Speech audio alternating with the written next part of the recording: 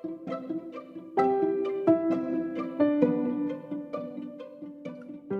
beabá da sustentabilidade.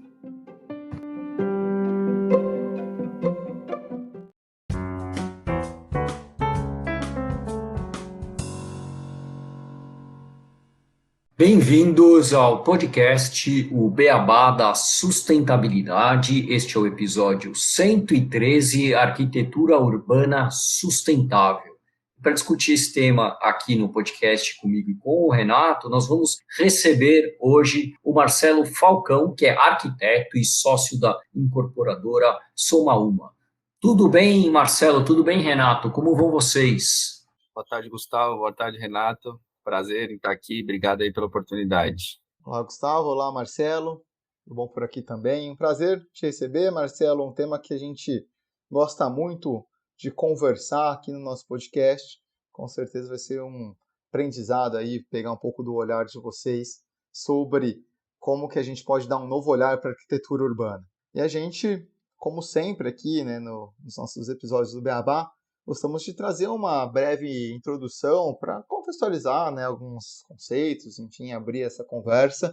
E hoje a gente trouxe uma matéria que saiu no Guia do Estudante, que é do Grupo Abril, no dia 23 de agosto do ano passado, 2022, que é bem completa, né? O título é Urbanização, o crescimento desenfreado das cidades e os problemas sociais, a urbanização acelerada nos países em desenvolvimento, provoca problemas em série e agrava disparidades sociais urbanas. A gente pegou alguns pontos principais e que fazem sentido aqui para essa conversa. E eu vou começar trazendo aqui o que é esse processo de urbanização. É um processo de formação ou de ampliação de áreas urbanas em contraposição às áreas rurais. As regiões urbanas caracterizam-se por terem alta densidade populacional, pela predominância de atividades econômicas relacionadas à indústria, ao comércio, aos serviços e pela existência em quantidades maiores de equipamentos públicos de uso coletivo, como escolas, hospitais, delegacias e parques. A urbanização, tal como a conhecemos hoje, é um fenômeno contemporâneo, com origem na Revolução Industrial, iniciada na Inglaterra a partir do século XVIII. E a expansão da atividade industrial criou empregos na zona urbana em construção, comércios e serviços, o que levou a população da área rural a migrar cada vez mais para as cidades em busca de melhores condições de vida. Em 1950, apenas 1/3 da população mundial vivia em áreas urbanas, de acordo com dados da Organização das Nações Unidas, a ONU.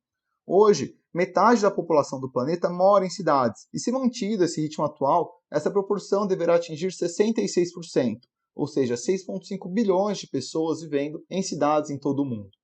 A urbanização está acontecendo no mundo em um ritmo e em uma escala sem precedentes. Os que vivem nas zonas urbanas têm, em princípio, mais acesso a empregos e serviços como transporte, educação, saúde e saneamento. No entanto, o rápido crescimento das cidades, principalmente nos países em desenvolvimento, sem um planejamento que seria necessário, leva a um colapso na oferta desses serviços, a uma piora na qualidade de vida da população e uma situação de extrema desigualdade social.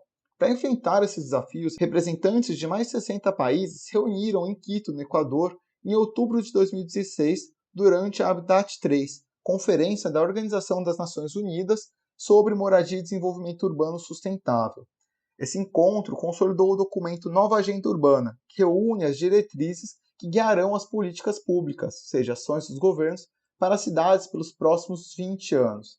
Entre elas estão a igualdade de oportunidades para todos, o direito à moradia adequada, o aumento da utilização de energias renováveis, a redução das emissões de carbono para conter o aquecimento global, sistemas de transporte mais ecológicos e a gestão dos recursos naturais e o planejamento de espaços públicos. Sim, e como a gente falou, né, cerca de 1 bilhão de pessoas vivem em favelas ou moradias impróprias em aproximadamente 100 mil cidades do mundo. A ONU ela estima que esse número triplicará até o ano de 2030. No Brasil, ainda é elevado o chamado déficit habitacional, a necessidade de construir novas moradias, né? A gente fala que tem uma carência de 6 milhões de residências, o que corresponde a 9% do total atual do país, segundo os dados apurados pela Fundação João Pinheiro de 2014. Então, 2014 pode ser que tenha aumentado bastante, porque a gente está em crise desde aquela época, deve ter aumentado ainda mais o déficit. No cálculo do déficit habitacional são considerados os seguintes componentes. Além da situação de déficit habitacional, a Fundação João Pinheiro ela aponta a existência de outros 11 milhões de domicílios que são considerados inadequados, devido à carência de pelo menos um tipo de serviço de infraestrutura essencial, como eletricidade, água tratada ou coleta de esgoto, que foi um tema que a gente tratou com o pessoal da Habitat Brasil aqui no podcast já. E um dos fatores que contribuem para esse crescimento do número de moradias inadequadas e a expansão das favelas é a especulação imobiliária. Ela ocorre quando, a partir da valorização de um terreno ou imóvel com investimento privado, de forma a objetivar aumentar esse seu preço. E essa especulação ela também surge como efeito secundário de obras públicas de melhoria nos entornos e do crescimento da oferta de serviços urbanos, como o comércio 24 horas e shopping centers, por exemplo. Com o aumento do valor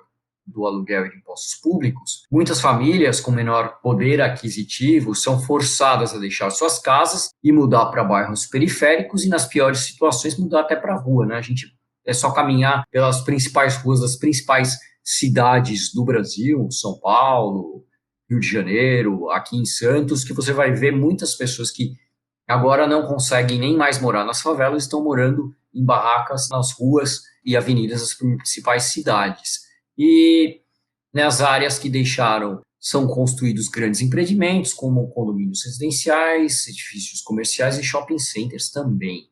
A expansão das cidades com o surgimento de novas frentes de povoamento, ela ocasiona uma consequente migração de partes da população residente e dos setores produtivos e comercial para novas áreas. Esse fenômeno tem como um dos seus principais resultados, né, o esvaziamento funcional e demográfico de regiões consolidadas das cidades brasileiras, levando a uma concentração de terrenos e edificações ociosos, né, que estão subutilizados e degradados e não estão cumprindo com sua função social. E aí a gente fica com uma pergunta, né, que é como aproveitar melhor esses espaços para criarmos ambientes democráticos e harmonia com a natureza, com toda a população de uma cidade. E aí chamar o Marcelo já para a conversa. Marcelo, como é que a arquitetura e o design e o urbanismo, né, podem remodelar as cidades? Eu sou um cara que a primeira opção de curso quando eu fiz faculdade era fazer arquitetura e urbanismo e acabei indo para administração. Podem remodelar as cidades para um futuro mais sustentável. Legal. Olha, dá tempo de fazer arquitetura ainda. Eu comecei fazendo fisioterapia, cara. Hoje sou arquiteto. Mas vamos lá. Acho que o primeiro ponto, assim, da relação da cidade com a natureza é um pouco do que a gente está fazendo, assim. Acho que você requalificar, reinserir esse imóvel vazio ou subutilizado na cidade, né, devolver isso para a cidade, para as pessoas, devolver esse ativo para a cidade, para as pessoas, é, de certa forma, você interagir com a natureza. Por quê? Porque a cidade não tem mais para onde expandir, né? E à medida que você expande, você está desmatando, você está agredindo o meio ambiente. E é um pouco do que vocês falaram. E acho que aí a gente pode aprofundar um pouquinho mais para frente, mas quando a gente entra nos programas de habitação popular, faz um pouco disso, né? Leva todo mundo lá para o extremo, para as periferias, desmata, faz grandes complexos habitacionais, perto do quê? De nada. E quanto que se investe mais para chegar a uma linha de ônibus, chegar a transmissão de energia, de água, de esgoto? Então, não faz sentido. Eu acho que a coisa começa, inclusive, com as questões de políticas públicas, porque é um pouco tapar o sol com a peneira. Deixa eu pegar aqui, que eu fiz algumas considerações aqui enquanto vocês falavam, e aí eu queria aproveitar para pontuar, já que é um papo mais solto, como que a arquitetura e o design pode contribuir para a melhoria das cidades, né? Isso foi um pouco do que a gente abordou na mostra, quanto tempo temos, no Edifício Virgínia, que é um pouco dessa provocação, né? O quanto que a gente, os nossos hábitos de consumo estão destruindo, né, o planeta, a nossa existência, porque no fim do dia, depois a natureza se regenera, quem vai embora somos nós, né? Então, o quanto que esse consumo desenfreado está impactando na nossa existência. E a partir daí a gente tem 3 espaços nessa mostra, 3 andares, que a gente traz pilares fundamentais para essa transformação, que eu acho que não é só a arquitetura sozinha, mas aí eu acho que entra o design, não só o design de cidade, mas o design de produto e de serviço, por que não? Então, a gente traz moda, a gente traz arte e design, a gente traz a gastronomia e a gente traz a arquitetura como tema e trazemos conteúdos relacionados a isso, como que o design pode ser usado como ferramenta nessa transformação. Então, assim, de maneira geral, para a moda, a gente tem soluções como biodesign, para tingimento de peças, para criação de novas peças dentro da moda. A gente tem o upcycling, trabalhos incríveis com material encontrado nos grandes depósitos de resíduos, né? Então, eles tratam esse material e fazem roupas incríveis. A gente traz a moda não só como ferramenta, que acho que isso também é ser sustentável, né? Não só como upcycling, o biodesign, mas como ferramenta política, como ferramenta social. E aí a gente traz o upcycling em outros temas, como design de mobiliário, como reaproveitar resto de obra e criar novos produtos. Nada é lixo, né? Tudo pode se transformar e pode, a partir daí, gerar um produto melhor. E eu acho que a arquitetura tem essa função social, tem essa responsabilidade com a cidade, com as pessoas, com o entorno, e é um privilégio para a gente, com a Soma Uma, poder proporcionar eventos desse tipo para a gente poder discutir cidades e soluções melhores para todos. Bem interessante, Marcelo, porque tudo que você está falando são fatores ligados à economia circular, né? Eu trabalho com economia circular e a gente tem que sempre pensar, né, na redução, né, do nosso consumo, né, no repensar do nosso consumo, como reutilizar e manter o que a gente já produziu cada vez mais vezes dentro dos ciclos, por último, né, a gente praticar aí uma eventual reciclagem. Só que quando a gente fala de cidades, principalmente construções, prédios, enfim, a gente vê cada vez mais essa questão da especulação imobiliária. Pô, vamos criar novos empreendimentos, igual você falou, né? Vamos cada vez mais aumentar a cidade, isso vai desmatando, isso não tem mais para onde ir, e a gente vai deixando espaços onerosos que poderiam muito bem serem reutilizados, né? Pensando nesse conceito da economia circular.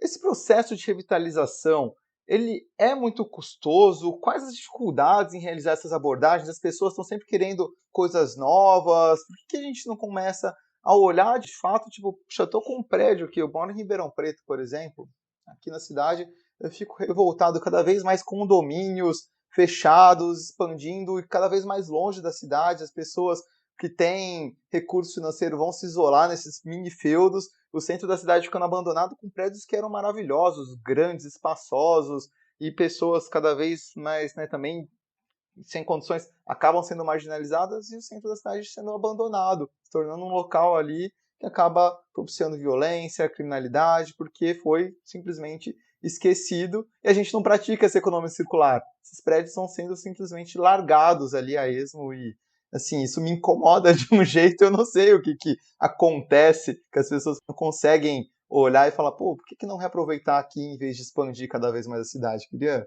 saber as dificuldades aí desses processos. Cara, acho que o primeiro ponto acho que é um aspecto antropológico, um aspecto cultural. Acho que o Brasil acabou se desenvolvendo num modelo fordista e os automóveis era a grande revolução e a gente acaba com as nossas linhas de trem e transforma em rodovias, né? Então, aproveitando um pouco essa coisa, nessa mesma época, a arquitetura moderna era a revolução da época, né? Ou seja, você não precisava morar perto do seu trabalho. Você podia morar quilômetros de distância, pegava o conforto do seu carro, ia trabalhar em outro lugar que era uma outra quadra, só com edifícios comerciais, e depois você vai para outra quadra que vão ter lá os hotéis, você vai para outra quadra, vão ter lá os supermercados. E Brasília nasce um pouco nessa época com esse pensamento, e é tão maluco porque se você olha para a história do país, assim, a gente já começava a perceber que as coisas davam errado lá fora, né? Então, Brasília inaugura em 60, em 61 lança um livro da Jane Jacobs, que é em português, né, em tradução é Morte e Vida das Grandes Cidades, que ela fala justamente dos olhos na rua, que as pessoas precisam morar e trabalhar perto de casa. Isso é ser sustentável, é isso que dá a dinâmica da cidade, é isso que dá segurança. Ou seja, onde há vida, há segurança. Se você está cercado de muros, como os condomínios que você acabou de citar, você não tem movimento na rua. Quem é que vai passear com o cachorro? Aonde que você vai comprar seu pão? Então, tem um problema de planejamento urbano que vem desse modelo fordista, da arquitetura moderna, e que a gente tem que repensar esse tipo de cidade, porque ainda os incorporadores, os desenvolvedores pensam ainda muito nesse modelo e acham que isso é sinônimo de segurança, é sinônimo de status, né? O retrofit, ele passa um pouco por isso também, e talvez esse seja o nosso grande desafio, porque são poucas as empresas que fazem retrofit no Brasil, e as que começaram lá atrás, obviamente não estou julgando nenhum modelo de negócio, cada um tem o seu, mas quando você pinta uma fachada e só dá um famoso tapa no imóvel, o brasileiro, do ponto de vista cultural, ele fala, cara, esse prédio velho, assim, a gente já não tem muita história, a que tem a gente destrói, a que sobra, a gente só dá um tapa. Falei, esse prédio velho eu não vou, vai me dar um monte de problema, infiltração, não quero. E a gente, na Soma Uma, entra para mudar um pouco esse modelo. Então, são dois grandes impactos que a gente quer trazer. O primeiro é, com a mudança dos hábitos de consumo, as pessoas se preocupam muito mais com o que comem, com o que vestem, porque não onde moram, né? Qual que é o impacto que escolher sua moradia isso causa para o planeta? Então, esse é o primeiro grande ponto. E o segundo é esse, as pessoas entenderem o retrofit como um baita negócio, ou seja, você vai para a Europa, você vai para os Estados Unidos, você entra num edifício requalificado, acha incrível. Por que no Brasil não? Qual que é a diferença? Então, é essa a nossa proposta, a gente entrega os nossos empreendimentos de acordo com as melhores práticas, com todas as normas de desempenho, de qualidade. Então, é isso que a gente quer trazer. E aí, para finalizar um pouco essa questão, eu só discordo um pouco da coisa da revitalização. Acho que é um termo que eu particularmente não gosto de usar, porque o centro de São Paulo, por exemplo, ele tem vida. Ele só não tem vida à noite, porque as pessoas vão trabalhar, 6 horas eles vão embora, e a gente não tem habitação. Então, eu prefiro a requalificação ou a ressignificação dos espaços para que a gente continue tendo vida manhã, tarde e noite. E à medida que você tem habitação, você tem um comércio que vai ficar aberto mais tempo, né? Você tem uma padaria, você tem uma farmácia, você tem um bar, eventualmente. Então, você consegue ter essa dinâmica urbana permeando a cidade, gerando muito mais fluxo, muito mais segurança. E fora que, por exemplo, você falou do centro de São Paulo, né, que eu acho que é a região que tem os melhores serviços, né? Você tem tanto para andar mesmo nas ruas, que são muito mais iluminadas, não tem aquele monte de fio que a gente tem no resto da cidade, você tem metrô, você tem locais de arte e cultura próximo, né? Você tem interligação com toda a cidade, com parques, tudo, e é uma região que pouca gente mora. Eu já trabalhei bastante no centro, mas realmente era isso. Acabava o horário de trabalho, todo mundo tinha que pegar 2 horas de ônibus, metrô, tal, para sair e ir para as periferias da cidade. E como a gente estava conversando agora em relação a... Você até deu o exemplo lá de fora, né? Eu moro hoje em dia num prédio antigo, um prédio que tem 60 anos, tal, e eu vejo que ele tem algumas coisas que ele tem de restrições em relação a um prédio mais moderno. E quando a gente pensa muito agora, vamos pensar em sustentabilidade, a gente começa a colocar algumas modernidades nas construções que façam com que elas consigam serem mais eficientes, né? E isso, quando a gente pensa nos prédios mais antigos, é muito difícil, muito complicado transformá-los em prédios mais eficientes, ou com o que a gente tem de tecnologia hoje no Brasil, a gente conseguiria fazer isso assim com o pé nas costas, Marcelo? Sim, complicado não é. Eu acho que tem uma questão que São Paulo, por exemplo, é uma cidade enorme, né? Uma megalópole.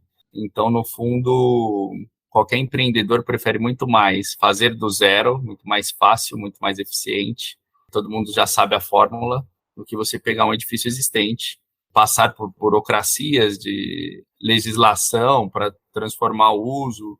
Mas eu acho que essa fase já passou. Então, as coisas estão caminhando para uma melhora do ponto de vista burocrático. Do ponto de vista civil, de tecnologia e de ferramentas, é uma reforma como qualquer outra. Se você vai reformar seu apartamento, vai mexer na hidráulica, a gente faz isso só que em grande escala, né?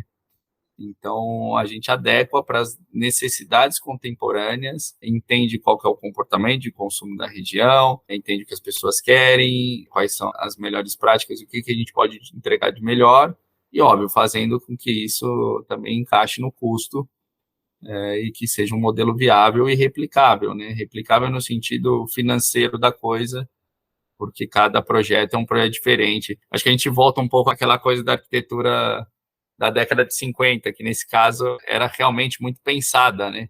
E aí depois a gente entra na década de 90, a gente entra num ciclo de produção em massa e a gente perde a coisa da arquitetura, a gente recupera essa arquitetura e entrega de acordo com as necessidades da vida contemporânea.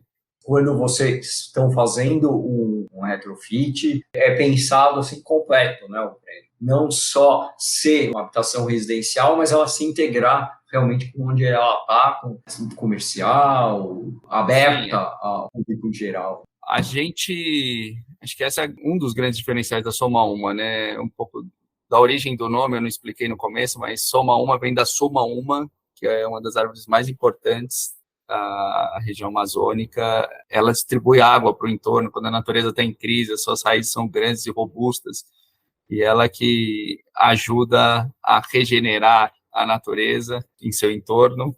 E um pouco da brincadeira do nome vem disso, né? Da soma de expertise dos sócios com o impacto que a intervenção em um imóvel vazio subutilizado pode proporcionar para o entorno, né? De requalificar o entorno. Então, assim, o nosso grupo é um grupo de arquitetos e engenheiros, a grande maioria arquitetos, que olham numa escala macro, a gente olha numa escala de cidade, aí a gente chega no lote, aí a gente chega no prédio, e aí a gente chega na escala da pessoa, de quem vai viver lá, que a gente trouxe também para... A gente começou, éramos em 3 grupos, né, que tinha a coisa do restauro de patrimônio, da recuperação de estruturas, cultura organizacional, sustentabilidade, arquitetura e negócios imobiliários.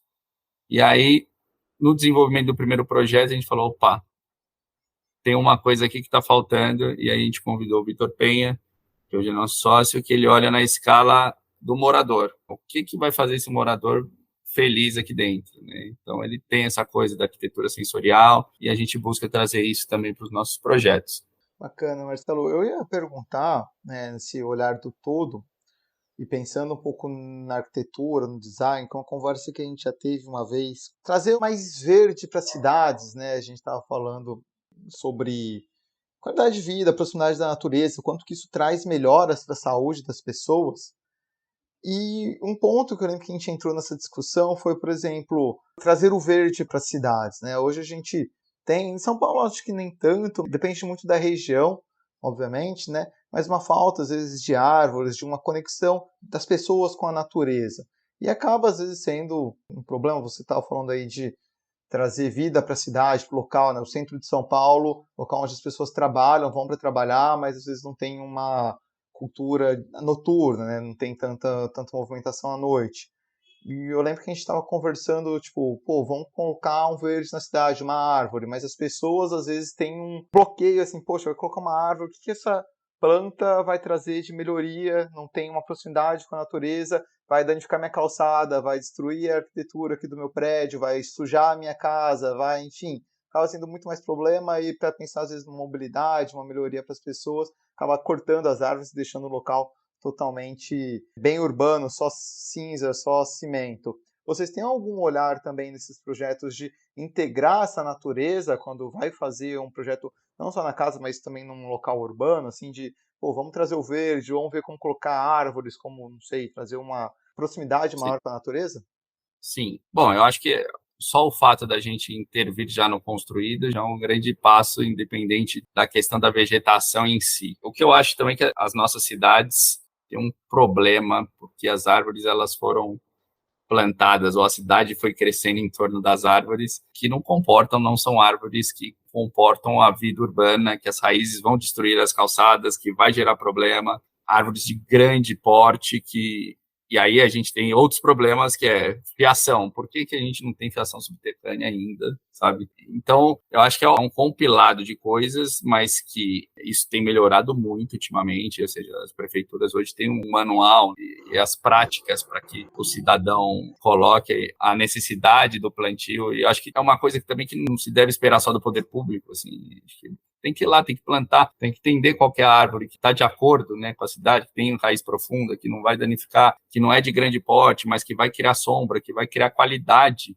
nesse ambiente urbano, que vai ajudar a diminuir esses impactos da ilha de calor, além do aspecto biofílico, né, claro, que além da sensação de bem-estar, o ser humano, a gente nasceu na natureza, a gente se sente bem quando a gente está na natureza e a gente tem que resgatar isso. E a gente, nos empreendimentos da Soma Uma, a gente traz em todos os projetos.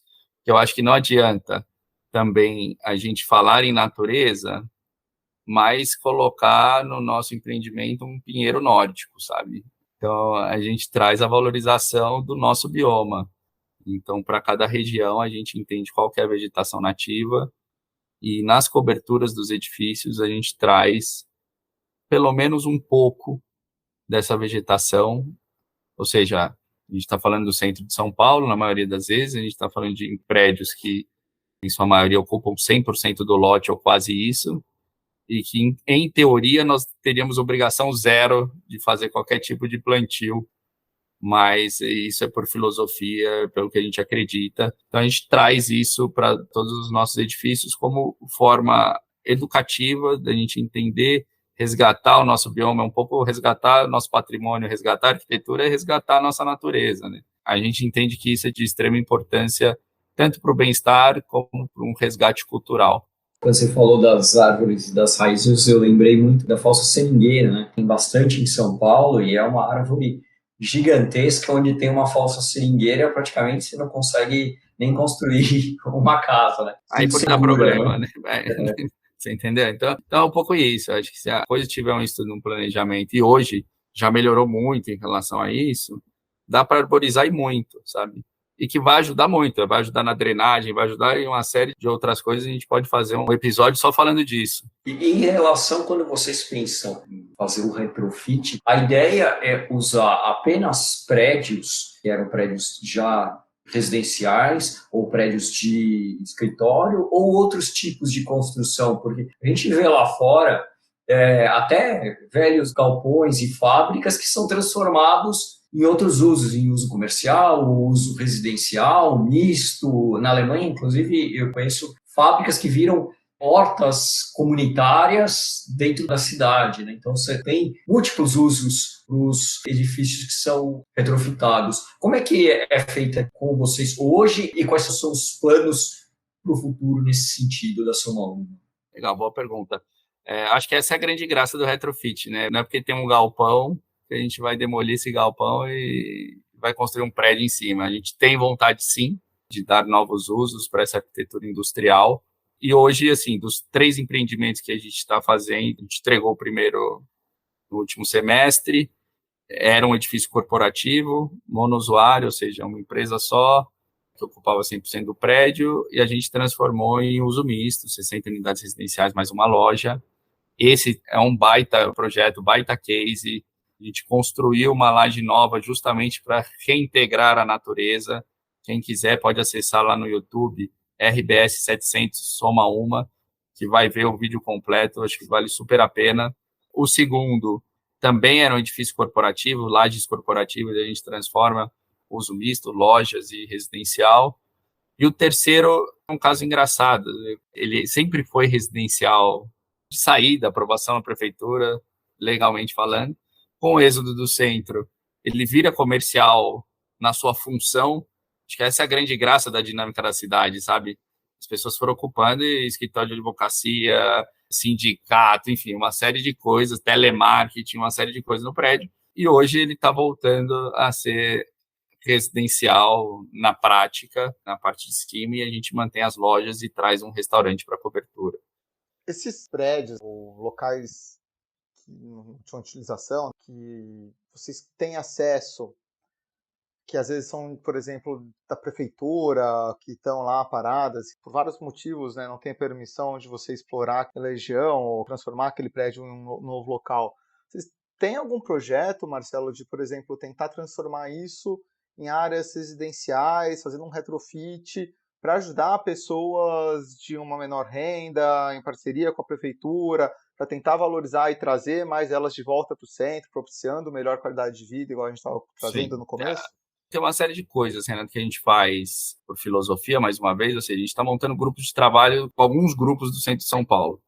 Então, um deles é com a ocupação 9 de julho, para entender um pouco como que funciona a dinâmica da ocupação, que no fundo é uma locação social. Talvez o exemplo mais bem sucedido de locação social seja a ocupação 9 de julho. Então, a gente tem esse diálogo com a Carmen, a gente tem construído outras relações com ele. Por exemplo, a possibilidade de montar uma marcenaria dentro da ocupação 9 de julho. Tudo que sair do Virgínia vai para a ocupação. A gente está fazendo parcerias com os designers que estão no centro, então eles vão fazer a curadoria, capacitar as pessoas que queiram participar e que moram na ocupação, gerando renda em um novo ofício.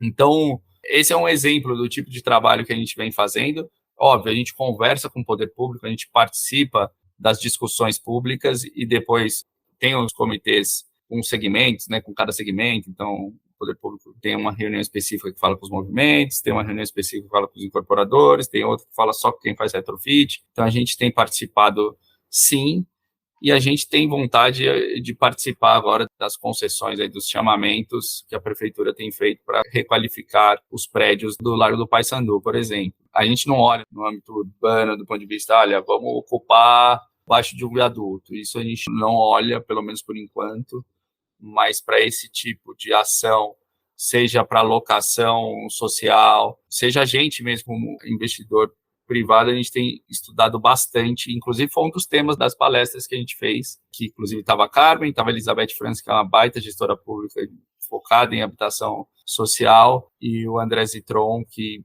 tem feito habitação popular no centro de São Paulo, de como que a gente pode construir, né, trazer ferramentas para que a gente consiga trazer habitação acessível para as pessoas. Mas acho que mais do que a habitação, a gente também tem pensado assim, quem é que mora no centro e que está desempregado e que precisa de um ofício. Então, a gente está olhando para isso também, porque ninguém fala disso, né? Quando a gente fala de sustentabilidade e dos variados temas aqui no podcast, tem que ser uma visão sistêmica, holística e olhar para o todo em cada questão, né? Você vai tratar a questão da habitação, você vai ter que olhar para transporte, vai ter que olhar para emprego. A gente não pode viver em silos, né, separados uns dos outros. E quando a gente fala lá de São Paulo, né, a gente teve mais ou menos 10 anos atrás, né, 9 anos atrás, teve um novo plano diretor da cidade que tinha como ideia concentrar bastante a população nos eixos, né, de transporte da cidade. Primeiro, o que vocês acham desse pensamento?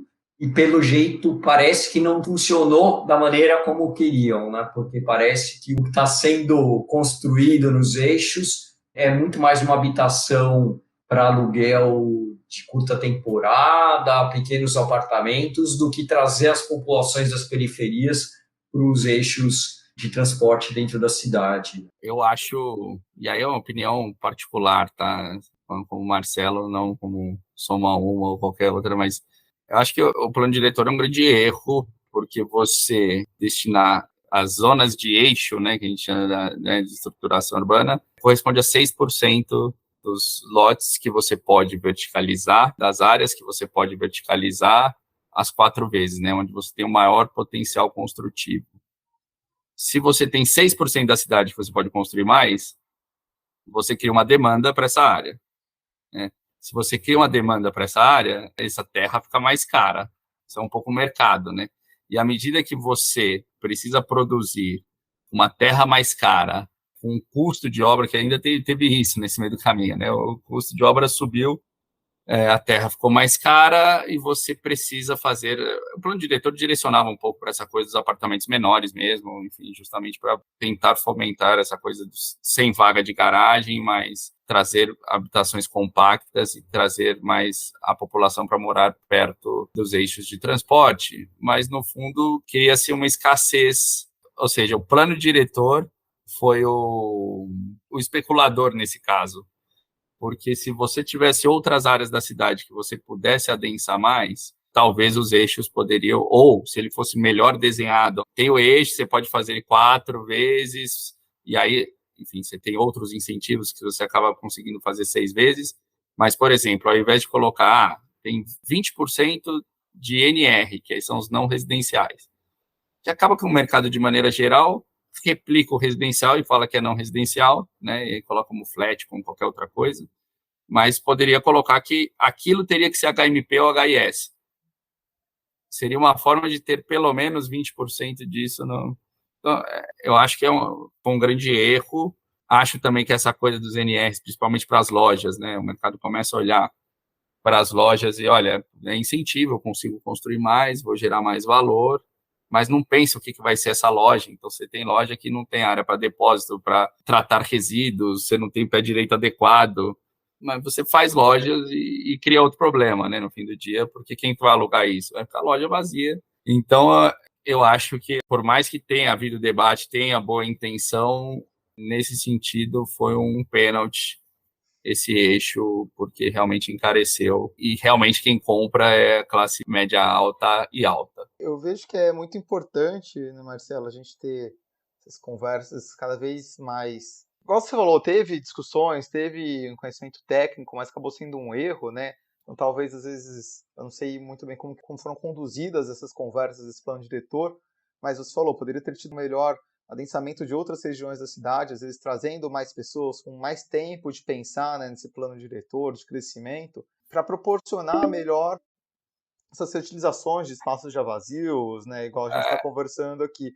Eu queria, para a gente já, né, até partir para um encerramento, fazer uma última pergunta. Pensando hoje, primeiro, na Soma Uma, né, vocês estão atuando apenas em São Paulo, como que vocês estão atuando e como que você vê, porque a gente está falando muito aqui da cidade de São Paulo, que a gente percebe que acaba tendo um desenvolvimento, né, uma grande cidade, acaba tendo muitos pensadores que pensam em revalorizar esses centros urbanos, né, e fazer mais esses retrofits. Como que estão as outras cidades aqui no Brasil? Como que é o seu conhecimento de outras localizações? Se estão com esse pensamento ou se ainda estão com esse pensamento de cada vez mais expansão? Eu acho que, assim, é um problema urbano dos grandes centros de maneira geral e quem mora nos grandes centros tem olhado para isso. Eu acho, mais uma vez, a gente tem um problema cultural, talvez a nossa elite, em termos de valores monetários, não tem os mesmos valores culturais, assim. Então, eu acho que ainda tem um problema de educação muito forte, né? Ou seja, o brasileiro em tudo quer levar vantagem, o brasileiro ainda tem aquela coisa... Esses temas que a gente traz aqui, eu acho que ainda é uma pequena bolha, né? Que a gente tem que fazer com que isso se reverbere, essa que é a grande verdade, né? Enquanto a gente está falando de resíduos, de economia circular, ainda tem gente jogando papel pela janela do carro, sabe? Fumando, jogando a bituca. Então, eu acho que o problema é muito mais sério, muito mais complexo, mas que bom que estamos discutindo essas coisas.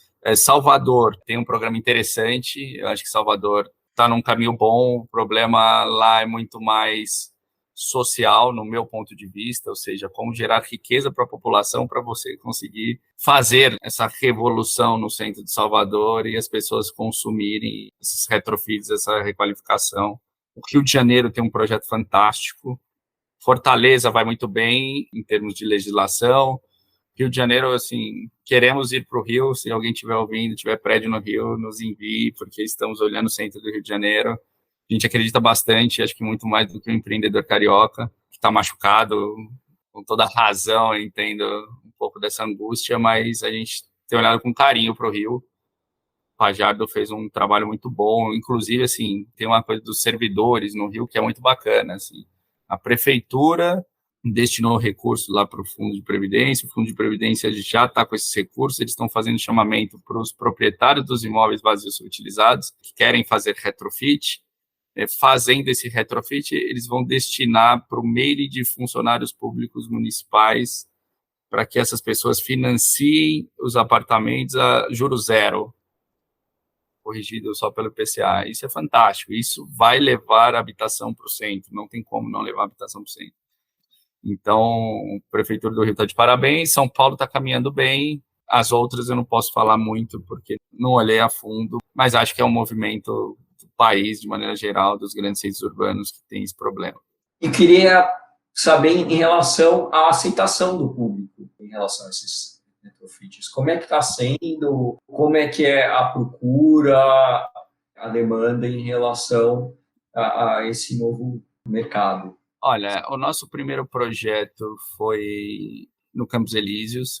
Campos Elíseos é um bairro histórico de São Paulo, mas tem suas complexidades, então todo mundo associa o Campos Elíseos à Cracolândia, então gerava aquela dúvida, não estamos perto da Cracolândia, mas quando se fala em Campos Elíseos, que é isso, a gente podia fazer um empreendimento e falar que era Santa Cecília, mas não, Campos Elíseos é Campos Elíseos, e é um maior sucesso em todos os graus, assim, da vizinhança agradecer, dos inquilinos, enquanto a gente estava em obra, porque lá é um empreendimento para renda, os inquilinos mandando mensagem, olha, quero morar, reserva o meu, e hoje está indo super bem, uma ocupação altíssima para a proposta que é o prédio. Ou da General Jardim, que é o nosso segundo empreendimento, a gente entrega no segundo semestre, é a mesma coisa em relação à aceitação, proposta, propósito da Soma 1. Acho que as pessoas se identificam bastante com a nossa filosofia e isso também acaba atraindo mais pessoas que querem ver essa transformação. E o Edifício Virgínia, que é um baita ícone, o Edifício Virgínia, ouso dizer que a cidade inteira está falando dele hoje. Bacana, Marcelo. Muito legal o trabalho de vocês. Acho que é uma conversa que a gente tem que fazer várias e várias vezes. É um tema que eu acho que ainda é, na minha visão, recente. Difícil a gente ver iniciativas igual a da Soma Uma. Então, parabéns. Que surjam mais essas conversas, essas discussões, igual vocês proporcionaram agora o evento aí, a Semana de Design, que estava com uma programação excelente. Queria que você só deixasse uma mensagem final falando sobre esse tema. Acho que a mensagem que eu tenho é a gente está tendo a oportunidade de desenvolver na empresa um sonho pessoal, nós somos apaixonados pelas cidades, por pessoas, a gente faz para pessoas, então a gente realmente tenta ter esse olhar 360, é óbvio que às vezes uma coisa ou outra escapa pelos dedos, mas a gente olha sempre a longo prazo. Então quem gostou da conversa, entre nas nossas redes, no Instagram é @somauma.br, no nosso site é www.somauma.com e o canal do YouTube também da Soma Uma, que tem bastante conteúdo relevante sobre design como ferramenta para transformação de cidade e de comportamento no fim do dia, né? No fundo, ano passado, na Semana de Design, a gente fez uma Cadê o Design no Móvel Popular? Questionando esse modelo de consumo das grandes redes, que no fundo não está te vendendo móvel, está te vendendo crédito, né?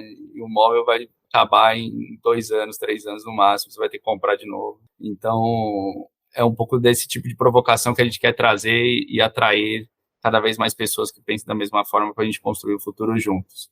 Perfeito, Marcelo. Sensacional a iniciativa, parabéns novamente. Queria agradecer a sua participação no nosso podcast, para a gente falar sobre esse tema. Volte mais vezes para a gente discutir outros temas.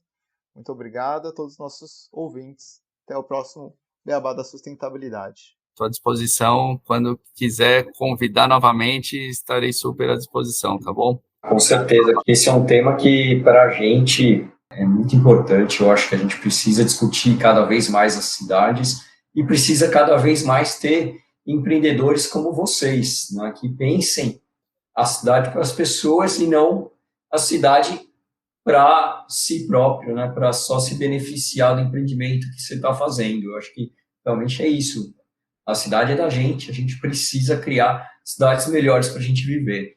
É isso, eu costumo brincar de 2 formas. Uma que minhas filhas vão morar ainda na Praça da Sé. E a outra que a gente quer ser o grande concorrente dos canais de streaming, né? Netflix, Disney, etc. Porque a gente precisa criar cidades mais atraentes para as pessoas saírem da TV. Excelente. Quero agradecer novamente todo mundo que está nos escutando e pedir lá 5 estrelas no Spotify, que aqui o Beabá é sustentável.